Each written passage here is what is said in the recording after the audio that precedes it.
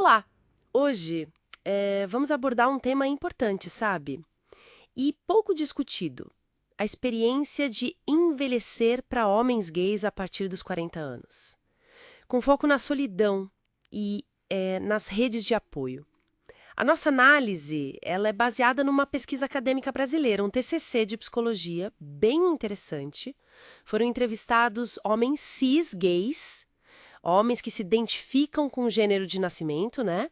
Com idades entre 40 e 61 anos, para entender as vivências deles. O objetivo aqui é, compreender as nuances e os desafios específicos, sabe? E os fatores que acabam moldando o envelhecimento para esse grupo.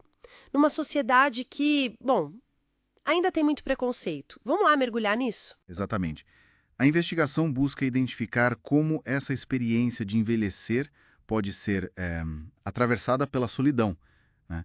E também a influência das mudanças do corpo na autopercepção e o impacto, que é crucial, das redes de apoio, especialmente, claro, em casos de afastamento da família ou de amigos. Isso pesa bastante. Sim. E um ponto central que surgiu foi justamente a importância dessas redes.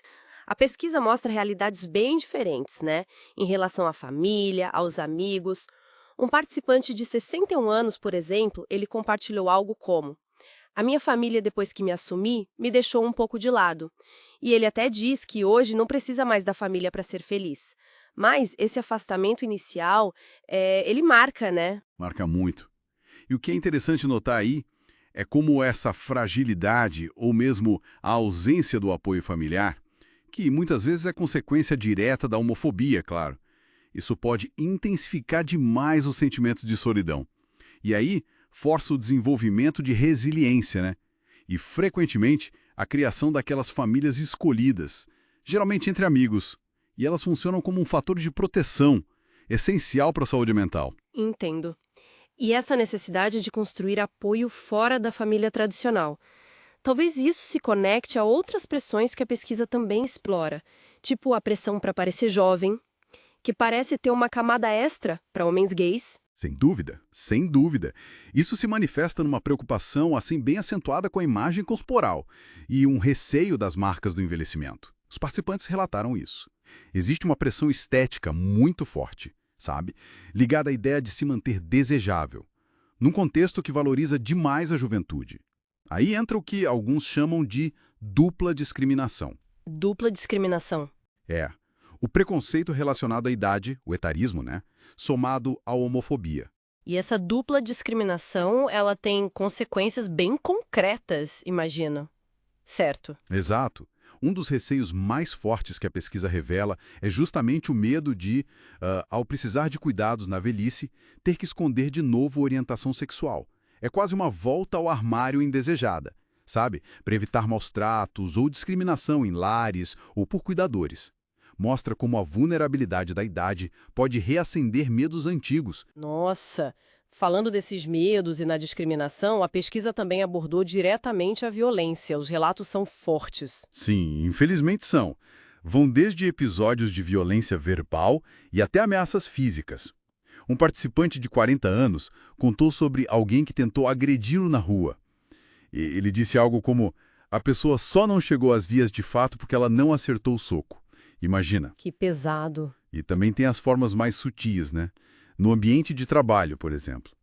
Um homem de 50 anos relatou ouvir piadinhas homofóbicas de um chefe. Tipo, aquele bombeiro ali é muito delicado.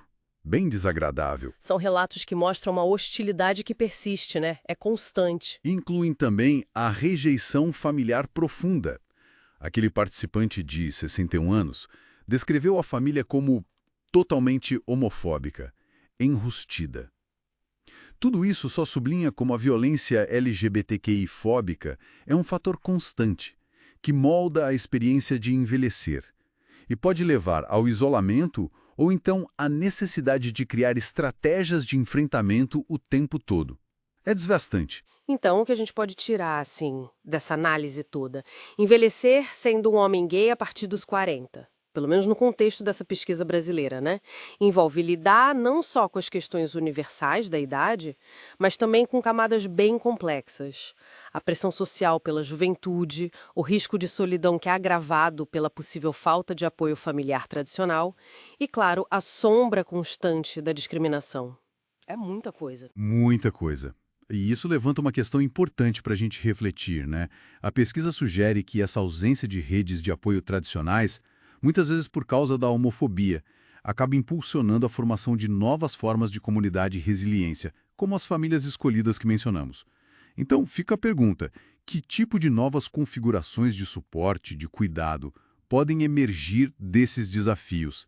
Talvez redefinindo o próprio significado de envelhecer com apoio, com pertença, para além dos modelos convencionais, sabe? Fica aí algo para a gente continuar.